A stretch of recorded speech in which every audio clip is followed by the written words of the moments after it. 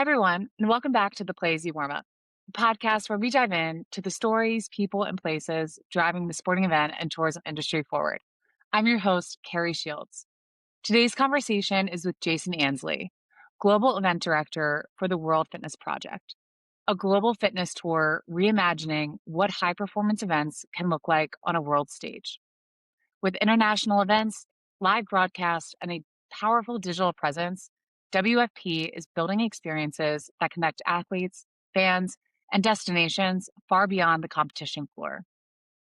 One of my biggest takeaways from this conversation is just how intentional and passionate they are about everything that they do. This isn't just another competition, it's a global tour designed to protect athletes, pay them fairly, and create long term career pathways in a space where athletes have historically paid to compete.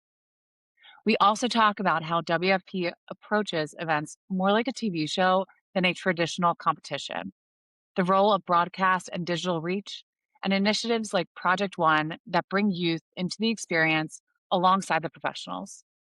We unpack what World Fitness Project is solving, why it matters to athletes and destinations, and how cities can partner with WFP as it continues to grow. I hope you enjoyed this conversation as much as I did. Let's dive in. Today's episode is sponsored by the Playeasy Innovator Summit, happening this summer, June 15th through 17th, 2026, in Ann Arbor, Michigan, at the Vanguard Ann Arbor. The Innovator Summit is Playeasy's annual gathering of destination leaders, event organizers, and industry partners. 3 days of hands-on innovation, real conversations, and practical ideas you can bring back to your community. Ann Arbor is a city that knows sports and knows how to host. Just 20 minutes from the airport, it's easy to get to and get around, with top-tier sports facilities, a walkable downtown, and 400-plus restaurants perfect for connecting outside of sessions. Between meetings, take in the energy of the University of Michigan, explore the Huron River, and be sure to stay for a private tour of the Big House on our final evening together. If you're thinking about innovation, technology, and what's next for hosting, we'd love to see you in Ann Arbor this June. Jason, welcome to the Playeasy Warmup podcast. Hey, thanks for having us. Appreciate it. Of course. Yes, to start us out, could you start with introducing yourself Yeah. and share your role as Global Event Director for the World Fitness Project? Yeah. My name is Jason Ansley. I'm the global event director, like you said, for World Fitness Project. I came on board in December of 2024 when the company was really just getting started. We didn't have a venue for an event that was in May, and that's why they like May of the upcoming year. And so that's really what my first initial task was like, find us a city, find us a venue, because we have all of the athletes ready to go. And so I came from a background of running events. I own a couple of my own events. I've worked for the Masters CrossFit Games and been on that team as well, and owned a gym, owned 4 gyms, together with my wife. And so we understand events really well. And so when they came and asked us if we'd be interested in coming on board as an event director for them, it was originally just supposed to be the United States, and then that has over the last year transitioned into becoming the global event director. So that was my task at first, was like, find us a place in the United States to host an event that we want to have in May. And so it was right before Christmas, December 24. So that was obviously a tall feat to find a facility in a city that was able to take us in a short window. So that's kind of where I come from. The event that I own and run, we've been doing for almost 10 years, and it's grown from a local competition in your gym to a large 1,000 athlete event that we run over multiple days, that we have athletes from all over the country compete in. So that's where that's really where my experience comes from and where I draw from. That's awesome. And it seems like you've had years of this event experience, and I can't imagine that task of right before Christmas having to find that venue, which is exactly why we built Playeasy first, was to Right. bridge that connection and make it easy for those connection points. And so, how did your journey shape the way you really think about the overall event experience today? Where I'm at today versus where we were, I think a lot of it is good that I grew organically from a very small competition. So every year got a little bit bigger, and I didn't just get thrown to the fire or I would have failed miserably.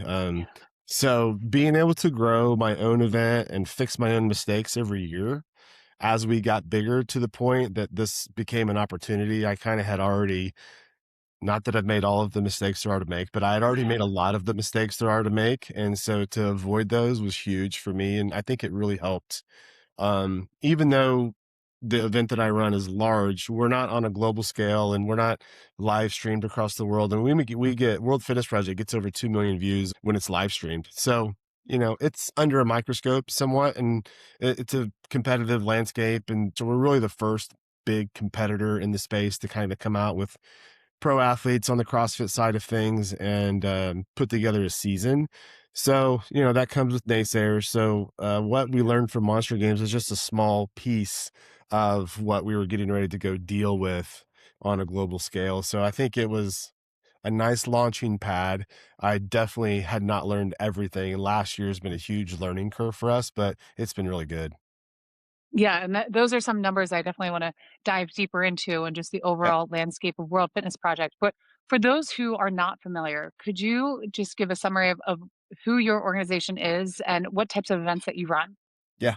So, World Fitness Project initially was going to be like a standalone brick and mortar gym, like a headquartered gym for training camps for the CrossFit space in Nashville, Tennessee. So that was how it was the original plan was going to be. It was going to be a place that, the best athletes from the CrossFit space in the world could come with their training camps, and they could have weekends and they could do week-long seminars and camps. And it just kind of, Nashville, Tennessee was going to become this mecca of kind of the sports and conditioning world. So that was the original plan.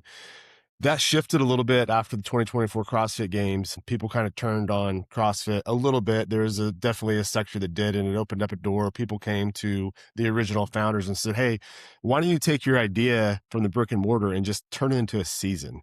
And so that kind of started the idea of like, what would it look like to professionalize the sport? A lot of people don't realize that even at the top level, CrossFit Games athletes, like, they pay their own travel, they pay their own hotel, they pay their own registration fees. Like, they pay to compete, to try to be pro athletes. So the intent of what we were trying to build was to create a tour season, kind of like F1 racing or live golf or, the triathlons and stuff like that. We wanted to create a tour season that gave athletes multiple opportunities to earn income while being a pro signed athlete under contract that they didn't have to do qualifiers for. When you're going to compete at these large events in the CrossFit Games season, you could be sick one weekend and your year's kind of over. And so one of our founders was an ex Games athlete who kind of for 10 years was up and down with injuries and did all that stuff and was deemed to be pretty successful in the space. But at the end of the day, never really made much money in that pursuit. It almost became an expense versus an actual living. And so we were just taking his idea of like, how can we professionalize the sport where we protect the athlete? So we're saying, hey, you're with us, you're with our tour. And by doing so, and by signing this contract, you're guaranteed X number of dollars with the ability to out earn that contract. And you don't have to do qualifiers to get in. Now you have to earn and keep that tour card for the next season because we take the top 20 men and top 20 women from each season and they get offered a pro contract. So if you finish 21st, like, you can lose your pro contract. So there's some really good storytelling around that. And there hasn't been in this space the number of athletes, the number of pro athletes that we take and travel and carry to the different tours. Like, it just hasn't existed. There's been one event, which is the CrossFit Games that they all come to, which has always been in the United States. And the rest of them have just been pieces of that in different events around the world. So we're taking basically the experience of all those athletes competing together, and we're taking them on the road. Yeah, and there's a lot there that I do want to touch on. One being, I listened to a podcast in preparation for this call that you were on, and you mentioned that one of the best athletes in your space who you had known of had mentioned to you, "Hey, I put around $20,000 Yeah. to a year to just fund competing within this space." And Yep. so I thought it was unique, and the more organizations I talk to, especially ones that are just starting and are really blowing up within, like, this niche sports space, is how much they listen to their athletes and their Yeah. needs.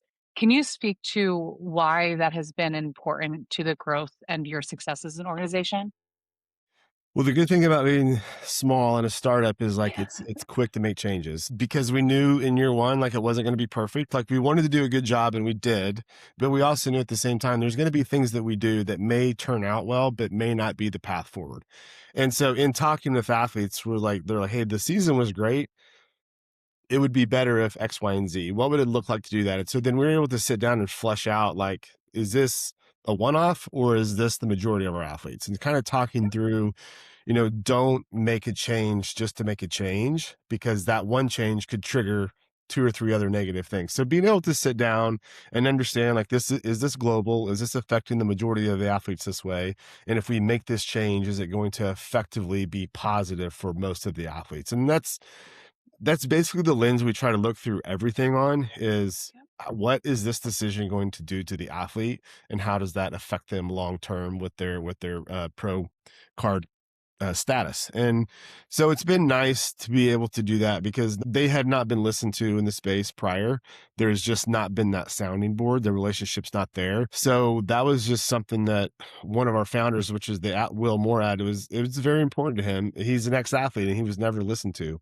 And so, Will and I basically run sport together from the actual competitive side. And I've learned a lot from him. I think he's learned a lot from me of how to run events and why you have to do certain things at events that an athlete may not understand.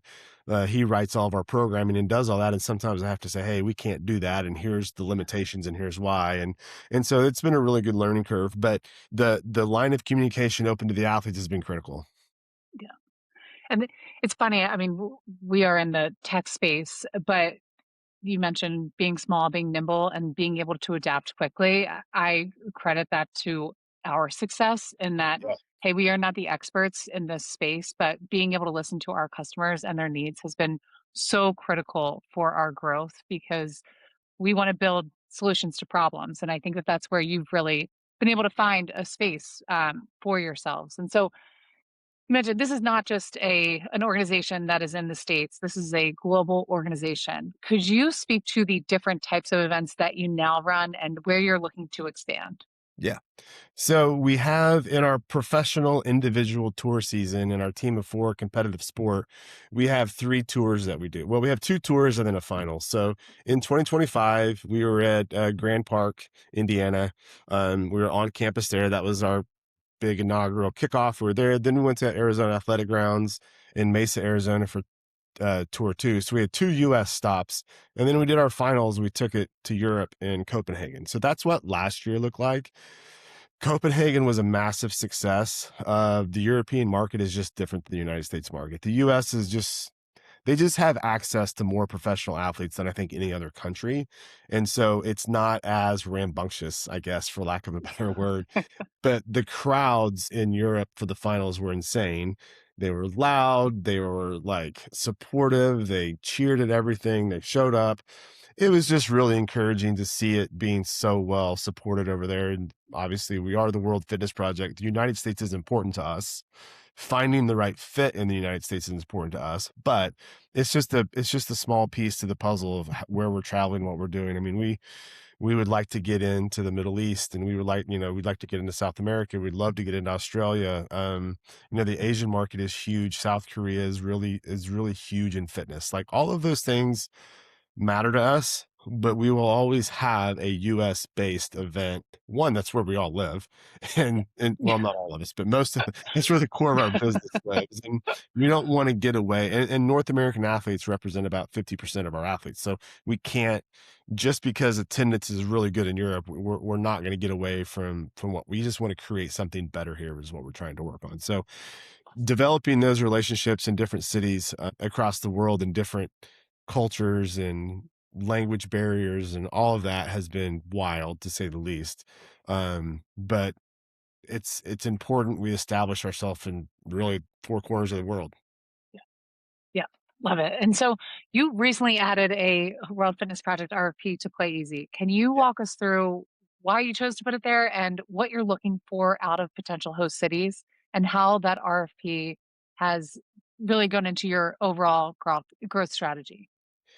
Yeah, it's hard to tell a story in RFP because there's so many, like, you say you want X number of square feet, which is true, but we have to tell the story of why we want it, because the facility may say, hey, we have a solution to, maybe we don't have X number of square feet in one place, but if we understand what you're doing as an event, then we can walk you through what is available to us in the market. And you just can't do that in a paper RFP or a digital RFP. So getting that information out, and just getting people saying, oh, I see what they're doing, we need to have a conversation with them because I have a facility that fits 90% of what they're doing. And we need to understand what the other 10% that we're missing is. And can we solve the problem? Can we solve for X? And so as soon as we put that RFP out, and we chose Playeasy to do that RFP because of the relationships that the cities have with Playeasy, and they respect the idea that when an RFP hits the market, like, there's real buyers there that are looking to partner with cities. And we've already seen that. We haven't even been on the site but a week. I had a great meeting yesterday with a city that they would really love for us to come bring a tour to their city. And so we're already trying to work through what that looks like. What do we need? What we bring to the table? Is that what the city's looking for? And not every city is going to be a fit. Not every city wants or has the ability to handle what we're bringing, but those that do, it's the best way to find them.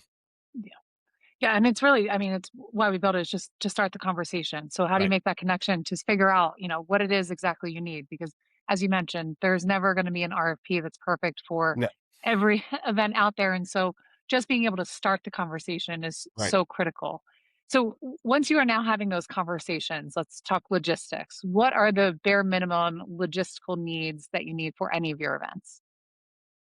As far as that goes, we're looking for, again, we have twofold of what we're doing. We have a community hybrid fitness initiative. So if you think of like what Hyrox is doing and how they have taken on the world by storm with the number of participating athletes, Yep. we see that as being a need in our space. And so we're taking that idea, and we have a fitness initiative, a hybrid fitness initiative called Project One. So at every tour stop that we have, we're also bringing that piece to the table where we open it up to the market, and we basically let that market know that Project One is going to be going on for the community at the same time that our pros are competing as well. So we can have both going on the same weekend. That doesn't require nearly as much space because we're not building out stands. We're not building out a stadium for them. We're not live streaming them around the world. It's a participation type of event. So it just does not take up as much space and time. But our actual venue, and part of the reason why we need the size we have, is we need to be able to build stands out for about 3,000 people. We have a full production live stream. We have a hanging scoreboard from the ceiling that's four LEDs, four-sided LED board that's large, that we do. It's a TV show. At the end of the day, we are putting on a TV show because more people are going to see us online than are ever going to see us in person. And so we have to make that experience for the viewer around the globe online has to be really, really well done. And so we focus heavily on the production side. And so that's not every facility can handle that. And then our floor is huge. So we have a floor that takes up, not counting our stands, our floor is 100 feet wide by 170 feet long. And then it has to have stands built around that. And then it has to have a place that all of our equipment gets stored. And then it has to have a place for our athletes to flow on and off the floor. So there's just a lot of moving parts that go around that. That's impossible to describe in an RFP, that we just, again, want to have the conversations with the facilities so they understand what our needs are and why. Like, we're not just asking for a cabin or space.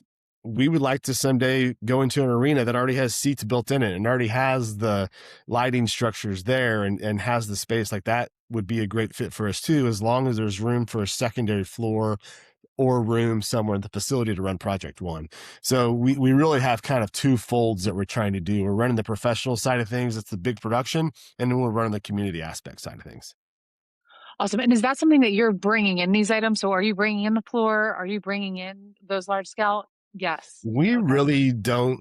As far as what takes place on the floor to compete, we have contracts with equipment companies. We own our own flooring. Now, if we ever run across the facility that has all these things, that obviously is a plus because we have to pay to ship all of that stuff, right? So at least the flooring side of things, stands, seating, we just ran across on my call yesterday, I just found out one of the facilities that we're talking to has seating and they just own it. Well, that's a huge plus to us because we don't have to hire a third party. Now we can contract directly with the venue. It's already there. We don't have to pay to ship it there. Now it's just a matter of renting the equipment. Like all of that stuff matters. It's just not all required. And you mentioned just it is a TV show you're watching. I Yeah. watched multiple of your Yeah. events leading up to this conversation, and just the quality of production really stood out to me. Yeah. Why has that investment been so critical for your growth as you expand your organization nationally and internationally? Well, we knew going in that if we're going to sign the top 40 athletes in the world, we can't we can't display them to the world on a budget, right? I mean, we have a budget. We can't display them on a low budget. Like we had to invest in the production standard. And that was probably the hardest piece to put together, to be honest with you, because putting on a show like that from scratch required a lot of trust from the team we wound up hiring for that production side because we'd never worked with them before. I don't live stream my event. I live stream it somewhat. I don't live stream it like this. Like it's not necessary. My event is more regional based. I want people showing up to my event. They're not gonna sit at home and watch it. I mean, their wife and their grandparents or their parents might sit at home and watch it, but the masses are not gonna sit at home and watch it because I don't have the top 40 athletes in the world to compete in my event. So when you're bringing that level of athlete to the table, it just raises the bar on everything. The facility has to look good. The hotel, I can't put them in a junk hotel. Everything has to be done really well in order for them to buy into what we're doing. And that is something your production, it is broadcasted in multiple Yeah. languages internationally. Yep. Why was that important to be able to grow the community?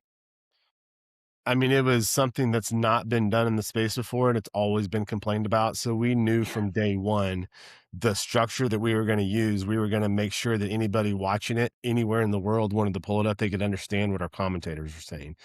Yeah. So we knew we were doing that from the very beginning. So we didn't have to add that piece in later. We wanted to put that in from the beginning and make it available. Like I said, North America only represents half of our athletes. So although English is spoken in a lot of places in the world, we've found there's a lot of places in the world that don't speak English. Yeah. And if they do, they don't necessarily understand dialogue.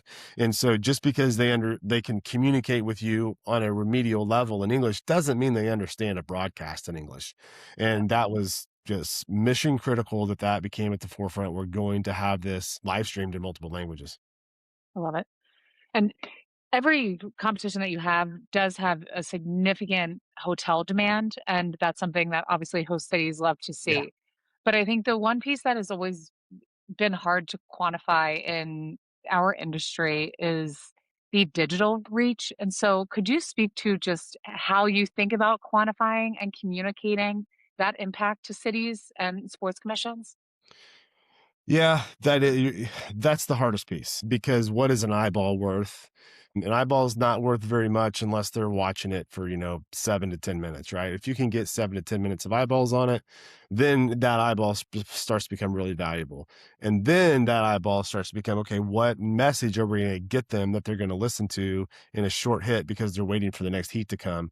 So for us at this point, we have to be able to tell the story. A city that's going to partner with us, we've got to be able to, in our broadcast and in our live stream, be able to tell the story of that city, whether that be in 15 seconds or 30 seconds, multiple times throughout, or whether we work with the city on something totally different. That's just a piece of what we're willing to give up on our broadcast in order to get long-term good partnerships with these cities that like, hey, you know, answering the question, what do we have to do to make World Fitness Project part of our community? And like, is it possible that we could be a tour stop every year? Well, yes, anything's possible, but that's going to require a little bit different story to tell. If we're going to choose to come to City X for the next 5 years, then we have a story that we have to tell about why we're coming to City X for the next 5 years. And we're willing to do those things, but again, we have to have some reciprocation back from the cities, understanding that the market that we're broadcasting to is valuable to that city and they're interested in that messaging getting out. And you mentioned you had 2 events, one in Westfield at Grand Park, in Indiana, and then one in Mesa, as well as Copenhagen, Mexico City coming up. Could you speak to maybe a specific example of a success story from a partnership with one of those destinations and what they did really well? I would say nothing against Mesa because the sports commission was great there, but Grand Park, I don't know that I've ever worked with an organization that was as helpful in anything I've ever done, and that includes my own events. And I have great partnerships with the cities that I'm in. But I mean, I sent them an email on Christmas Eve, basically saying, I need help. I need a facility. You guys have a massive facility. We have to figure out a way to communicate if there's something available in these dates. And so they called me back on Christmas Eve. And so that was like Wow, issue number one. And they didn't, you don't have to do that. But when you do that, it tells me one thing. It tells me that like one, you hear me and you're not putting off my need until it's, important for you. You're putting my needs ahead of what you have going on. That meant a lot to me, that they just gave me 10 minutes on the phone. And it wasn't a 2-hour conversation, but it was like, hey, I got your email. It sounds like, we need to figure out something for you soon. This is kind of what our team schedule looks like over the holidays. When can we schedule a call with you? Because it looks like we actually may have some windows that might fit.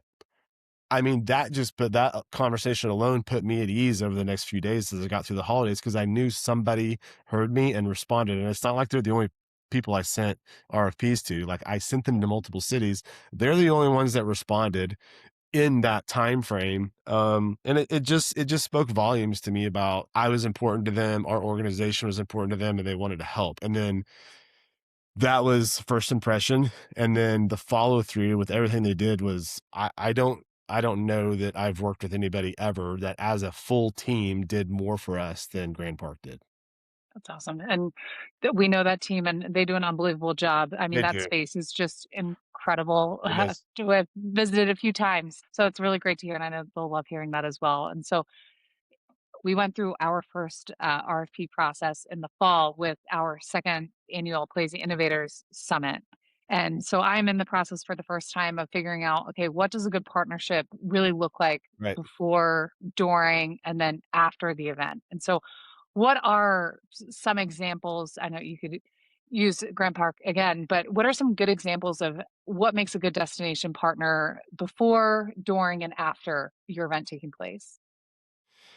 There's so few venues that have everything like close to the airport, hotel attached to the venue, some sort of cool offsite venue close. Like there's only so many facilities that have everything. So for us, Grand Park is not close to the airport. So we knew that going in. And so they were very good about working with us is like, hey, here's some ideas of how this is the best time to travel to and from the airport. Try to avoid flying in and landing at 4 o'clock in the afternoon. It's going to take you 2 hours to get to Grand Park. If you'll land at, 10 o'clock in the morning or 7 o'clock at night, you can get here in 35 minutes. So little things like that help a lot, but just open dialogue and communication about clarity of what you're being charged for and what is included. I can't begin to tell you like how good of a job they did versus sometimes convention centers are known for the after event bill, right? Like, oh, well, you asked for a trash can to be taken out at 8:30 and we were only contracted till 8, so that's $250 to take out the trash can. That stuff just drives me crazy. And to be able to communicate and learn, I need to communicate all of those things up front. And if I do communicate all of that up front, then I need you to communicate back with me that like, hey, that's not in your agreement. What can we do to prevent this from being an issue moving forward? So communication about the billing is a big deal for me. And obviously availability of staff, when we can open up the facility to get in and out. I mean, there's 100 things that an event organizer loses sleep over. Grand Park just did a really good job in communicating the small things that honestly, I didn't even really think of some of them. They're just like, hey, have you thought about this? Because This is actually going to be a problem if you're not in here by hit then. And so just problem solving together as a team Yep. is, I think, what we would ask for. And they did a really good job of that. That's awesome. Yeah, we had our first summit last summer, and I want to shout out Valley Forge Sports. It was our first time running an event of that size, and I had no idea what we did not know. And so just Right. our initial conversations of figuring out like what am I not asking or what am I not Yeah. thinking was so critical for the success of that event and wouldn't have been able to do it without them. And so totally understand and what keeps you up at night. But so a big part of your initiative as well is getting more of the youth involved within your organization. Could you speak to that part of the organization and how maybe cities could help really push that when hosting one of your events? There is no future of the sport without youth participating in competitive fitness, right? Every year at our finals, we actually bring together what we call age groups, but we have what we call our next gen, which is 14 to 17-year olds that we have divisions for, that we bring the top 10 boys, top 10 girls in each of those 14 and 15-year-old division, 16 and 17-year-old division. We bring them to the finals to compete, to be named, the World Fitness Project fittest teen. And so that's kind of what we do with that. Project One is also another great way because the barrier to entry is very small. It's not, you don't have to walk on your hands. You don't have to, do muscle ups and pull ups and all of the kind of the crazy things that we're known for being able to do at a high level. Everything can be done by anyone. And so just getting the word out to younger athletes like, hey, like come do Project One. Like it's a great test of fitness. It's fun. You can do it with a partner, you can do it individually. There's nothing that we're going to ask you to do that technically you're not able to do. And it becomes a matter of like, do you want to do it at this weight or you do want to do it at this weight? And so that's probably the biggest initiative that we can do is we want youth to start moving more. Our youth in this country, they need to get out and move. Like Yep. I'm old enough to not remember how I'm old enough to remember when I didn't own a phone and I just played outside. I mean, I'm 52. I mean, I didn't get my first phone until I was married. And so, I was running around as a kid. Like, I don't know that there's anything more valuable than getting out and playing multiple sports, and just moving. And I Yep. hope that we can get Project One. We hope we can get the kids doing that and moving forward. Yep. Could you just explain what is Project One, just so people Yeah. know? So Project One is, again, for those of you that don't know what High Rocks is a long, low skill workout that's basically open to the masses. So it's got a lot of running in it, like running machine, running burpees, running sled pushes, running farmer carries, run, right? And it's taken off globally. It's massively popular. I think they hit over 100,000 competitors, million competitors last year competing. But the problem with High Rocks, and it's not really a problem for them, it's their business model. So when I say a problem, we're just taking something that it can take 2 hours to do a High Rocks event. We've said, what can we do? How can we write a workout that you can come to one of our events, sign up to do it, and it's taking you less than an hour to do it. But it's an hour of moving. You can, if you're really fit, you can finish it in 30 minutes. Like the best High Rocks time in the world is like 55 or 56 minutes, right? It's still an hour for those guys, and it's 2 hours for, the person that's not some of the fittest in the world. So we wanted to make a workout that was available done at our events that could be done in under an hour. And that's kind of the intent of it. It can be done 30 to 50 minutes. Um, it does have a little bit of weightlifting in it, but it's not a barbell like we're doing. We're doing sandbag carries and farmer carries with kettlebells and dumbbells and sandbag step overs and rowing and skiing and biking and running. So the intent of it is to just get people doing a high rock style hybrid workout in a shorter window so they can come and enjoy the rest of our event and not get hung up in there. And then we're also taking these Project Ones, not even just at our tours, and we have initiatives to get into communities really all over the world, at obviously smaller venues. And we're just trying to start to push that initiative to make that take off. So if there were destinations or venues that are listening to this and want to get more involved with Project One, is that something they could reach out? Yeah. I mean, we'll set up Okay. project one in a park, like in the right market in the right time of year. Like we would set up project one in a park where it doesn't cost the city anything.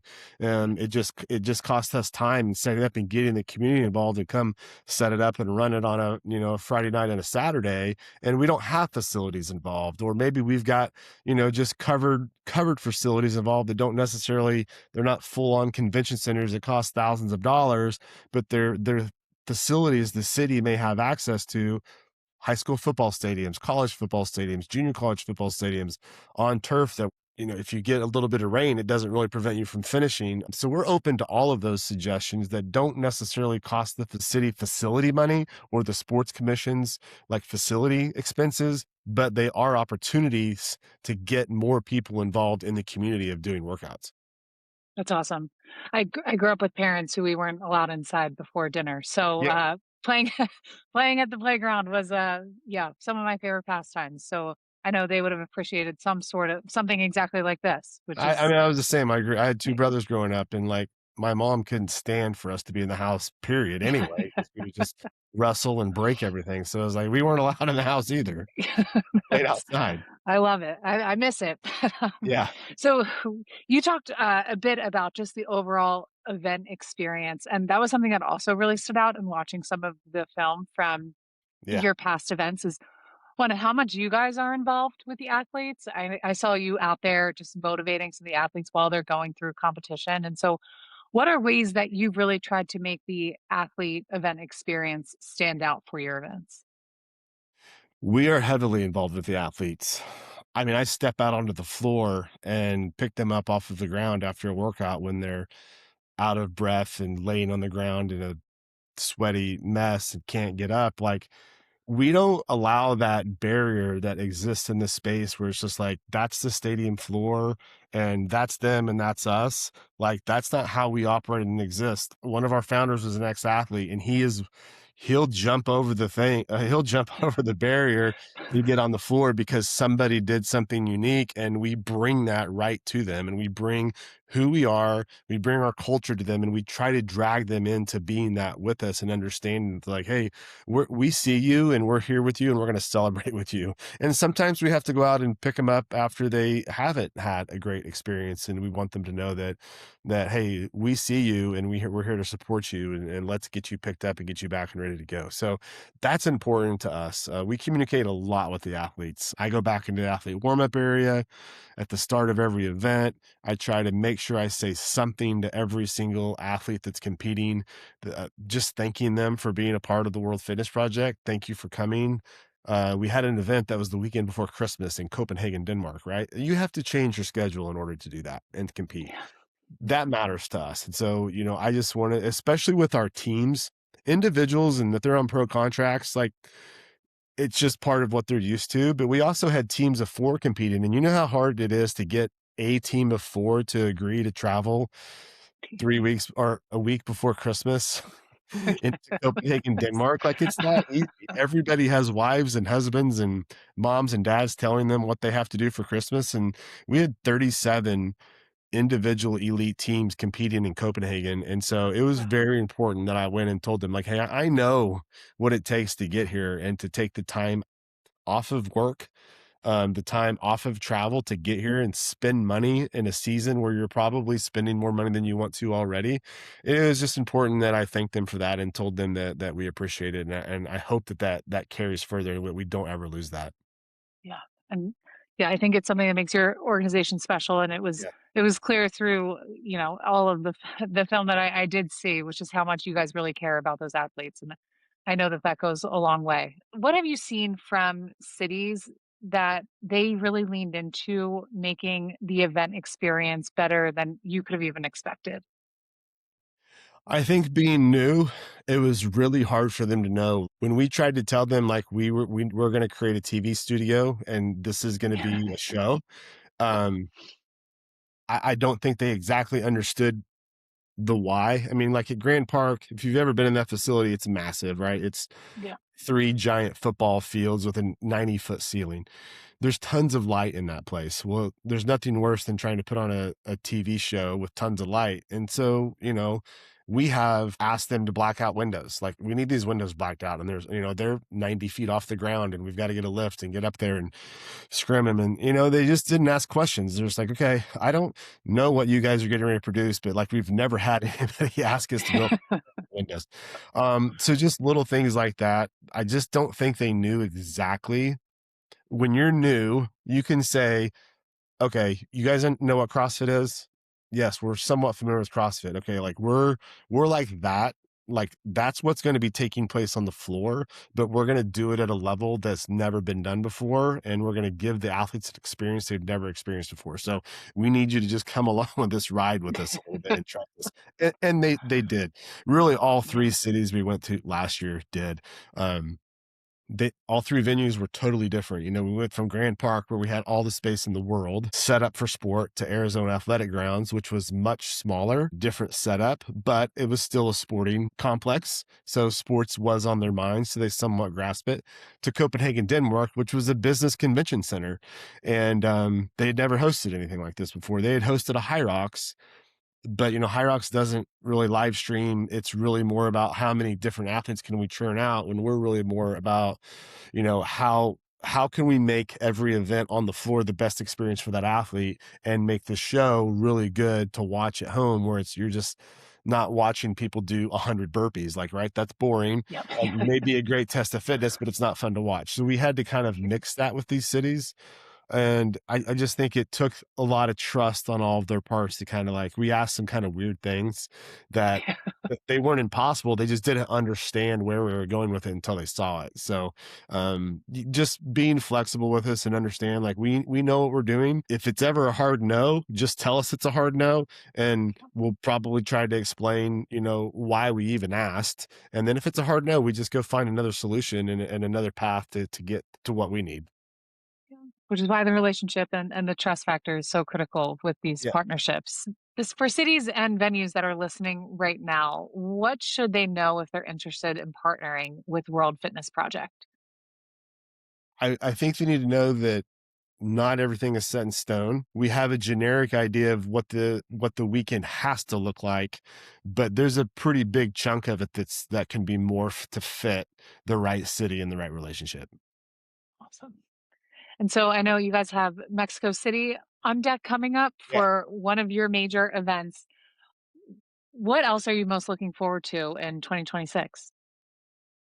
We get to go back to Grand Park. We're doing it at a different time of year. So that's a great example of, like, somebody that delivered for us, that said, we're coming back here. Like, we can't Yep. not have another event here. And so we worked that out with them. Mexico City's new. It's a new stop in a new country is a big deal. Mexico City is not a tourist destination for Americans, so English is not normal. Even people at the front desk of the hotel, like, they don't really speak English, because that's just not who Mexico City is. And so it's a new culture. I love it when our athletes come to new cultures, and just watching them early on adapt. It's also at 8,300 feet elevation. So Wow. that's going to be, when you're testing the sport of fitness at 8,300 feet, that's going to be interesting. Yeah. So I'm kind of excited to see Yeah. that. I'm excited as well. I have not been to Mexico City. I've only heard unbelievable things and amazing food, so I'm sure Yes. that it'll be a great There's experience. there's a lot of people there. Yes. Oh, yes. It is massive. It's one of the largest cities in the world, so it's huge. Awesome. And I always ask this question to finish us up, but what is the biggest lesson that you've learned through this journey? That I don't know what I'm doing. Every day is a learning curve, and it's what motivates me to do better. I've said this before on podcasts, is like, I have a massive fear of failure, and I think it's what keeps me moving forward in the front side. So I learned a lot. I learned more last year working for World Fitness Project than I did in the previous 9 years working independently for myself. Because you don't just answer to yourself. I answer to all of the athletes. I answer to the director of sport. I answer to the head of production. I answer to the director of operations. I answer to the athlete experience girl, who's making sure the athletes have a great experience, and having to communicate with all of them. It's a big, big, big moving machine. Even though we're small, there's a lot of moving parts to it, that if we're not on the same page and in lockstep with each other, it can break. And so we're constantly, you know, cleaning that up, cleaning and fixing, cleaning and fixing. And so that way it doesn't ever break. It's just being adjusted all the way. And that's, I've had to learn to adjust my personal way of doing business along the way because it's not just me. Yeah. That I say that that's one of the biggest lessons I've learned in co-founding a business is that no one really knows what they're doing. It's Yeah. just you're figuring Well, it that makes out, me and feel better. but you're surrounding yourself with people who are a lot smarter and a lot better. And when you're lucky to have a good team, it I makes mean, that's right. everything better. I It's hope that the people around me are smarter than I am. So, yeah. And you mentioned something that we didn't touch on, and I think is really important to your growth is the community aspect. Why has the community been crucial in your overall growth as an organization? well, the sport had a like a physical loss from the sport before World Fitness Project exists. There was a death in the sport in 2024, and emotions were raw. People were angry. Um, they weren't exactly sure what happened. It wasn't ever really made apparent exactly what happened, and no one's really ever been held accountable for the why. And so, anytime something like that happens in your space, there's trust issues, right?